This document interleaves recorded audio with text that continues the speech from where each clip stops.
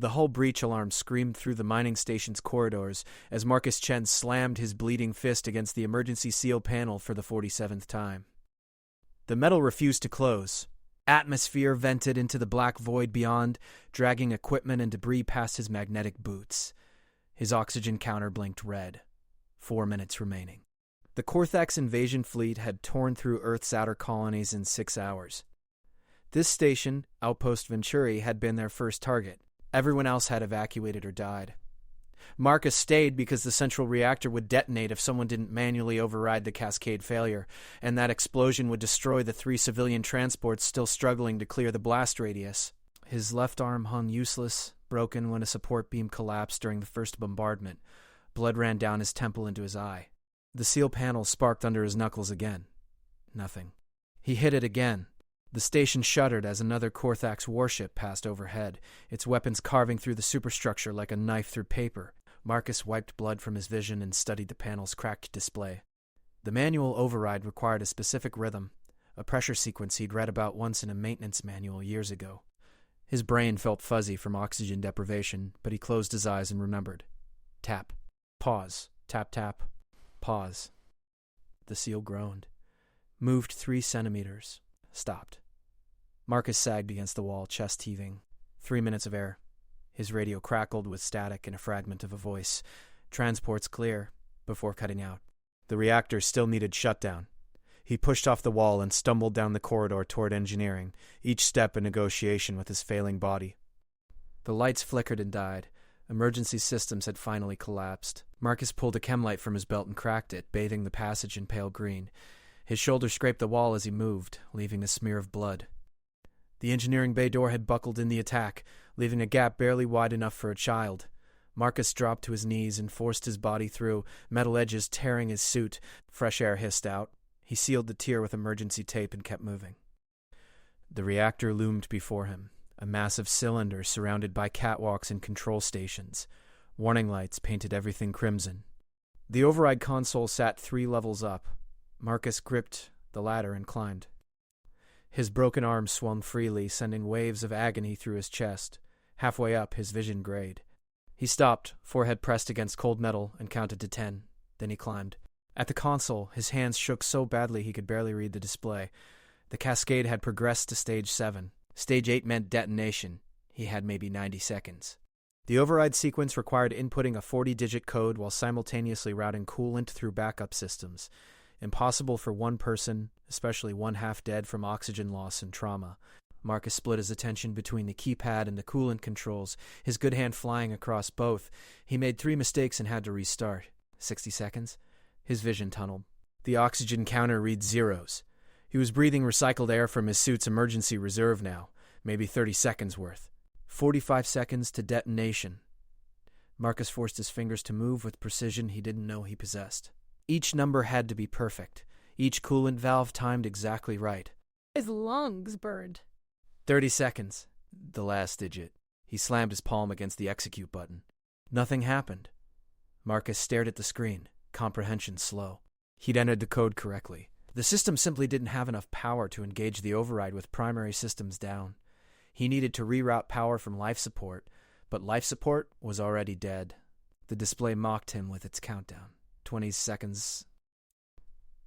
Marcus looked around the engineering bay with oxygen-starved clarity.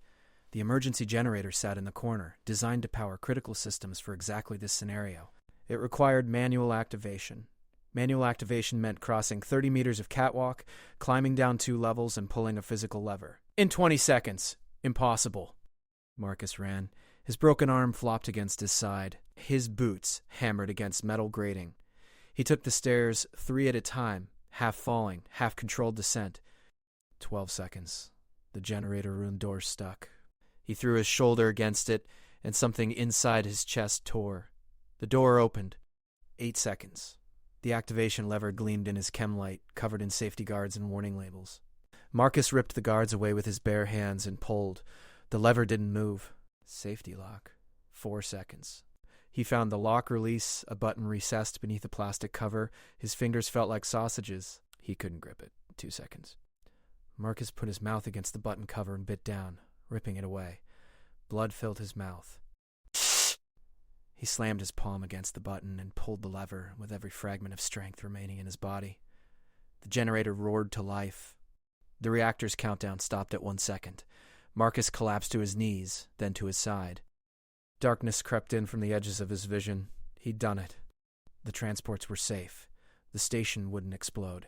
He could rest now. Through the generator room's small viewport, he saw a shadow fall across the stars. A ship, massive beyond comprehension, shaped like a crescent blade. Korthak's flagship, the Eternal Throne. A spotlight pierced the viewport, illuminating Marcus where he lay. He raised his good hand to shield his eyes. The light held steady, watching. The last thing Marcus saw before unconsciousness took him was that light, and beyond it, he could have sworn, a face. Marcus woke to silence. Not the silence of death, but the profound quiet of a ship running on perfect environmental systems. No alarms. No hull breach warnings, no screaming metal. He opened his eyes to an arched ceiling of black material that seemed to absorb light rather than reflect it. Korthak's design. He was on the flagship. Marcus tried to sit up and discovered his broken arm had been placed in a rigid brace. The bleeding had stopped. Someone had treated his wounds. He lay on a platform in a circular room, empty except for a single door. His survival suit had been replaced with a simple gray garment. No restraints held him, but he suspected he wouldn't get far if he tried to leave. The door opened with a whisper of displaced air. A Korthak's warrior entered, and Marcus got his first close look at humanity's conquerors. She stood nearly 7 feet tall, her body covered in segmented armor that seemed grown rather than manufactured. Her face was angular, almost geometric, with eyes that held vertical pupils like a cat's. Those eyes studied him with an intensity that made his skin prickle. She said nothing. Marcus met her gaze and waited. The warrior circled the platform slowly, her movements precise and controlled. When she finally spoke, her voice came through a translator device at her throat, rendering her words in flat, unaccented English. You are broken, weak. Your species lacks the physical capacity for real combat, yet you remained when all others fled. Marcus considered his response carefully. The reactor would have exploded. People would have died. People died regardless. Your station is destroyed. Your colonies are ashes. Your homeworld will fall within the solar cycle. She stated these facts without cruelty or satisfaction, simply truth as she saw it.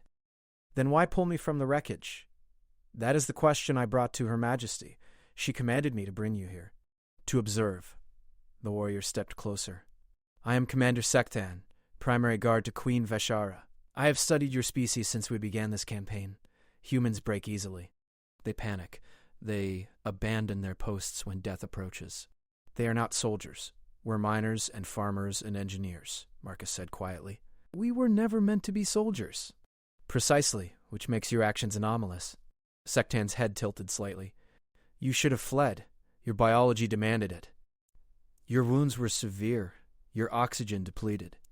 Yet you ran toward the reactor, not away from it. Marcus thought about the transports, filled with families he'd never meet, children who'd never know his name. What else could I do?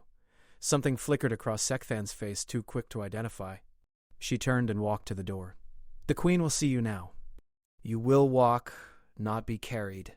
You will stand in her presence without support. You will show her what you showed that dying station. And if I can't, then you will have proven yourself ordinary after all.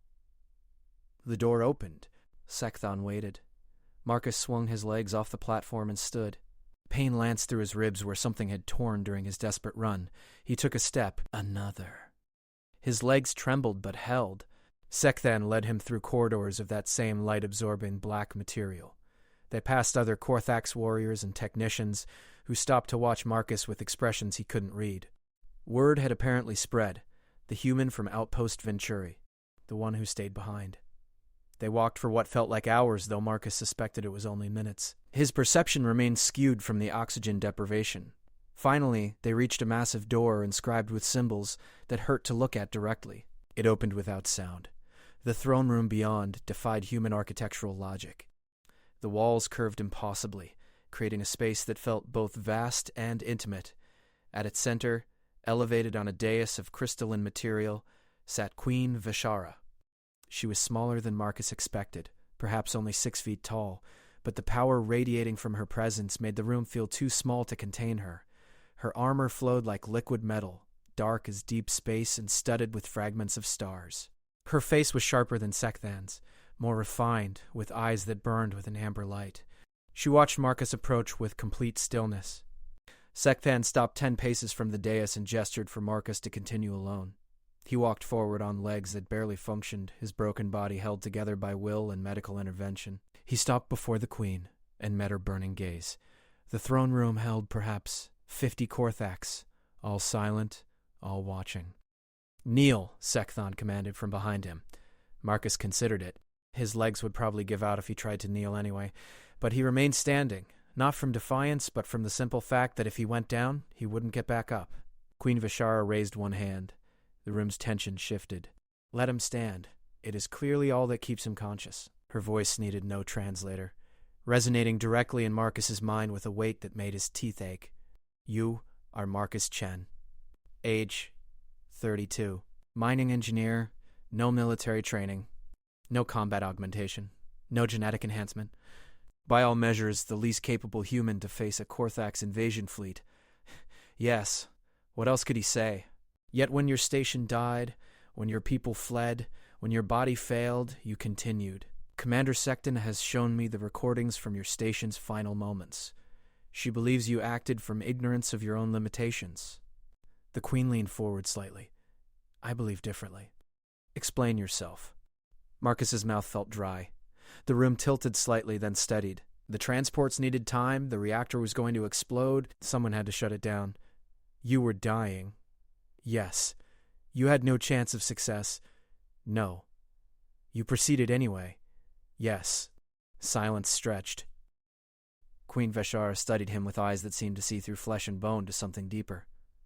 "In 10,000 campaigns across 500 worlds, I have seen strength in its purest forms. I have watched warriors shatter mountains with their fists and survive in the void unprotected. I have witnessed species who could regenerate from ash and others who could phase through matter itself." She stood, descending from the dais with movements like flowing water. Yet none of them, not one, possessed what you demonstrated in those final moments. They fought because they were built to fight. They endured because their bodies allowed it. You had neither advantage, yet you succeeded where they would have failed. Marcus swayed slightly. Sektan moved as if to steady him, but the queen's glance stopped her. "I don't understand," Marcus managed. "Your species calls it stubbornness, determination, grit." The queen stopped directly before him. "We Korthaks have a different word, Veshkurthal. It translates poorly to your language, but it means something like the fire that burns without fuel. The refusal to accept impossibility, even when impossibility is all that remains." She circled him slowly, her presence overwhelming. "We conquer because we are superior in every measurable way. Strength, speed, technology, lifespan. We have crushed species far more physically capable than humanity. Yet I see now what our intelligence failed to capture. You do not fight because you can win. You fight because the alternative is unacceptable." Marcus felt his legs beginning to fail. He locked his knees and stayed upright through pure will. The queen noticed. Of course she noticed. "You are collapsing. Your body screams for rest, yet you stand. You told me to stand. I gave you permission to stand. I did not command it." She returned to face him directly. "Even now you could sit. I would think no less of you. Your injuries are severe. Your endurance, by any rational measure, is exhausted. Then why mention it?" The words came out rougher than Marcus intended. The queen's expression shifted into something that might have been a smile. "Because I needed to see if you understood what you possess. Many creatures endure because they lack the awareness to quit. That is not strength, that is simple biology. But you, Marcus Chen, you know exactly how damaged you are. You understand the futility. Yet you remain standing because you decided to remain standing." She turned away, addressing the assembled Korthaks. "This is what we face, not weapons or fleets or strategic genius. We face a species that does not know how to surrender, not because surrender is not in their vocabulary, but because something in their nature rejects it at a fundamental level." Sekthan stepped forward. "Your Majesty, surely you do not suggest one human stubbornness represents—" "I suggest nothing. I observe." The queen's voice cut like a blade. "How many humans were on that station when we attacked?" 347, Sekthan replied immediately. And how many stayed behind to ensure the transports escaped safely? Silence. 1, Marcus said quietly. 1 human with no training, no augmentation, and a body that should have quit minutes before he succeeded. The Queen turned back to him. Do you know what would have happened if you failed? If the reactor exploded? The transports would have been destroyed. Yet, you proceeded with no guarantee of success. No backup plan.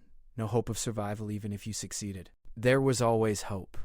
Marcus's vision blurred. There's always hope. You just have to find it. His legs gave out. This time Sekthan caught him before he hit the floor, lowering him carefully to a sitting position. Marcus tried to stand again, but his body had reached its absolute limit. The Queen knelt before him, bringing her burning eyes level with his. You have shown me something I did not expect to find in this campaign. Your species is weak, fractured, unprepared for the reality of galactic warfare.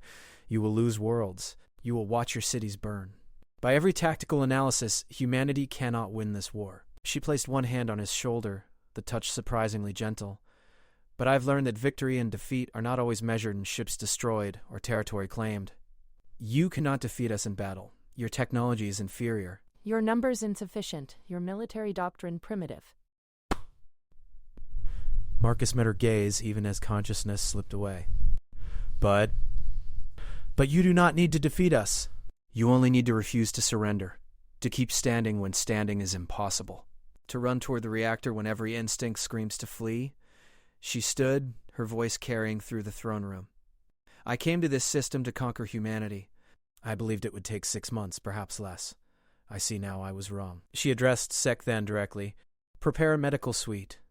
Full regeneration protocols. I want him healed completely. Your Majesty, he is merely a prisoner. Surely, he is not a prisoner. The Queen's voice held absolute finality. He is a message to his people and to ours. Marcus struggled to focus through the encroaching darkness. What message? That this war will not end the way I expected. That your species, for all its weakness, possesses something we Korthax have not encountered in our 10,000 years of conquest.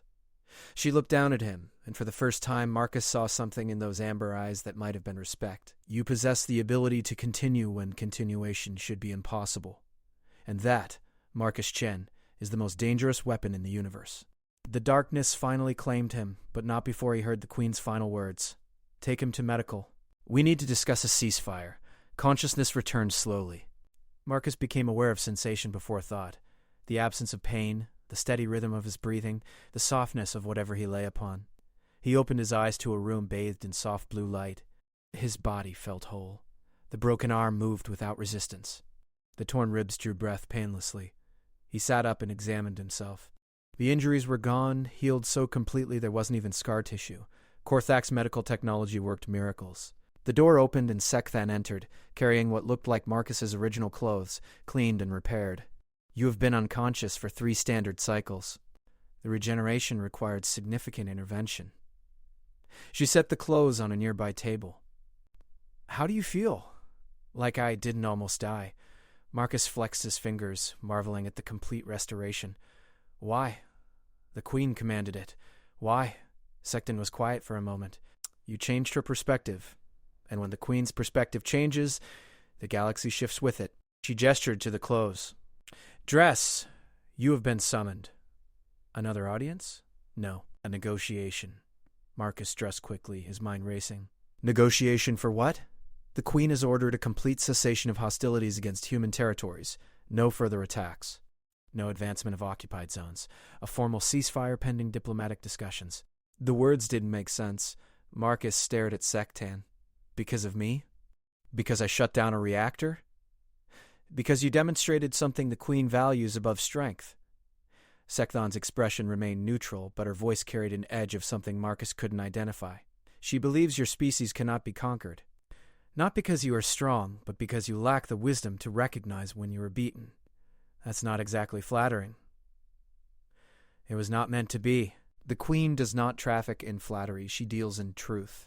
Sekthan led him through different corridors this time, toward what felt like the forward section of the massive flagship. You should understand the context. The Korthax Empire has never offered a ceasefire to a species we considered inferior. We conquer or we destroy. There is no middle ground. Then why now? Because the Queen calculated the cost of conquering humanity and found it unacceptable. They reached a conference room where a large table dominated the space. Humans sat on one side, their faces showing exhaustion and barely concealed hope. Earth's remaining military and political leadership, Marcus assumed. On the other side, Korthak's commander sat in perfect stillness. At the head of the table, Queen Veshara waited. "Sit," she commanded Marcus, gesturing to an empty chair. He sat between the two groups, neither fully with the humans nor the Korthaks. The Queen addressed the assembled humans. "I have reviewed the tactical projections. If we continue this war, we will claim Earth within 2 months. Your fleets will be destroyed. Your cities will burn. Your population will be reduced by 60%, possibly more. These are not threats. These are mathematical certainties." The human admiral, a gray-haired woman with medals covering her chest, spoke carefully. "Then why stop? Because mathematical certainty does not account for what your species demonstrated at Outpost Venturi." The Queen's gaze swept the room. "We projected 0 survivors from that station. We calculated 0 chance of reactor shutdown. Marcus Chen should not have succeeded. Yet he did, not through strength or superior technology, but through simple refusal to accept failure." She brought up a holographic display showing a map of human space. "If we continue, we will win every battle. We will destroy every fleet. We will occupy every world. And on each of those worlds, we will face humans like Marcus Chen. Humans who do not know when to quit. Who will run toward reactors and overloaded generators and fusion cores, buying time for others to escape. Who will make us pay in time and resources and attention for every meter of ground." The Queen's expression hardened. "I am not interested in ruling a species that requires constant pacification. The cost of occupying human territory would drain resources we need for other campaigns. You are not worth the expenditure." Marcus felt a flash of anger. "So we're too stubborn to be worth conquering? That's your reasoning?" "No." The Queen turned to face him directly. "You are too stubborn to remain conquered. That is the distinction. We could defeat you. Could not hold you. And a victory that requires eternal vigilance is not a victory. It is a burden." She addressed the human delegation again. "I offer ceasefire under specific terms. Your current territory remains yours. We withdraw from occupied colonies and provide reparations for destroyed infrastructure. In exchange, you agree to formal diplomatic relations and technological exchange programs." The Admiral leaned forward. "And if we refuse? Then we continue the war, and I spend the next decade pacifying human resistance fighters who throw themselves at impossible odds because that is apparently what your species does." The Queen's voice held a note of frustration. "I am offering you survival. I suggest you accept it." Silence filled the room. Finally, an older man in civilian clothes spoke. "You could be lying. Buying time to regroup and attack from a different angle." "I could be," Queen Veshara agreed. "But I am not. The Korthaks do not lie in negotiation. We state terms and we honor them. If I wish to destroy you, I would continue doing so.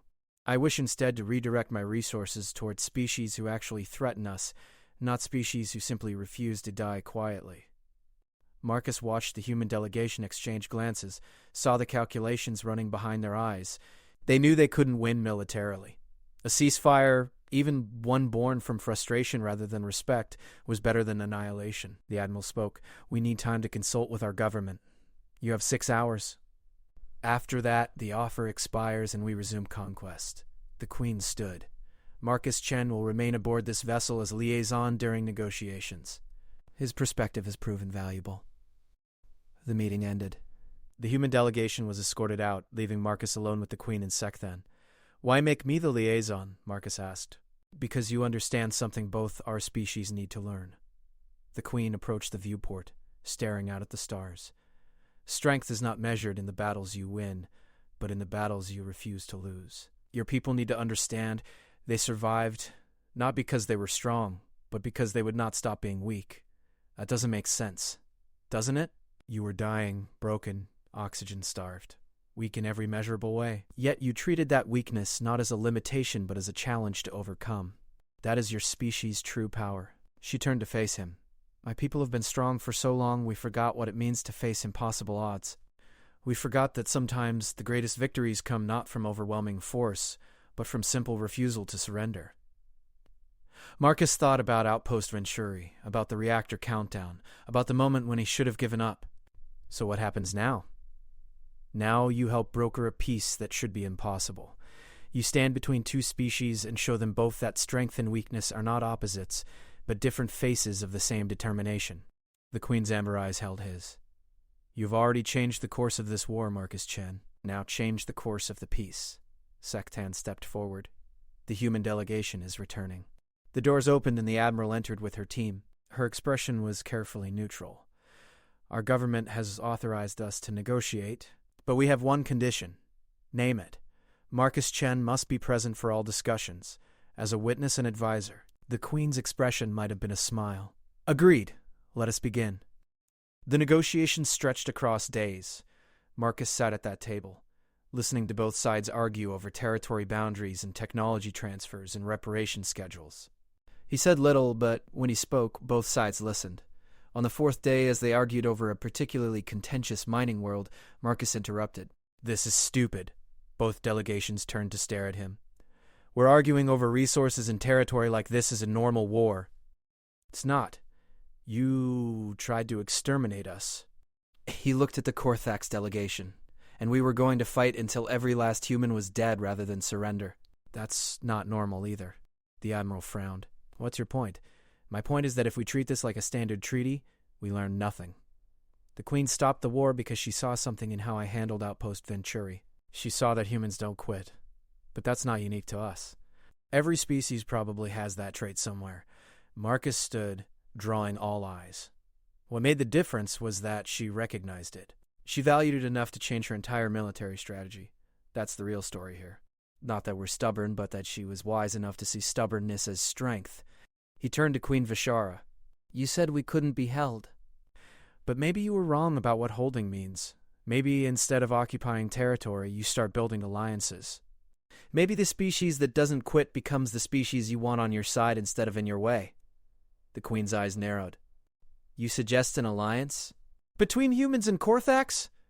I suggest we stop pretending this is about who won and who lost. You could destroy us. We'd make you pay for every inch. Neither of those facts changes.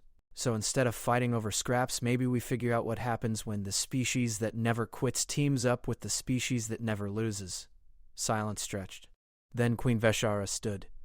You speak beyond your station, Marcus Chen. Probably. But I'm the guy who shut down the reactor, so I figure I've earned the right to speak plainly. Something like laughter rippled through the Korthax delegation. The Queen raised one hand, and it stopped instantly. Your proposal has merit. But it requires trust, and trust is not built through words. No, Marcus agreed. It's built through actions, like pulling a dying engineer from a wrecked station and healing him instead of leaving him to die. Like stopping a war you were winning because the cost of victory was too high. Those are the actions that build trust. The Queen studied him for a long moment. Then she turned to her delegation. Draft new terms. Not ceasefire, but preliminary alliance. Technology exchange, joint defense initiatives, cultural programs. We will learn what happens when determination meets discipline. She looked back at Marcus, and you, engineer who would not quit, will oversee the human side of this alliance. Consider it a promotion. Marcus blinked. I'm a mining engineer. I'm not qualified to... You are the most qualified human alive. The Queen's voice held finality. You have seen both species at our worst, and somehow found a path forward. That is qualification enough. The Admiral stood. I'll need to confirm this with my government, but I suspect they'll agree.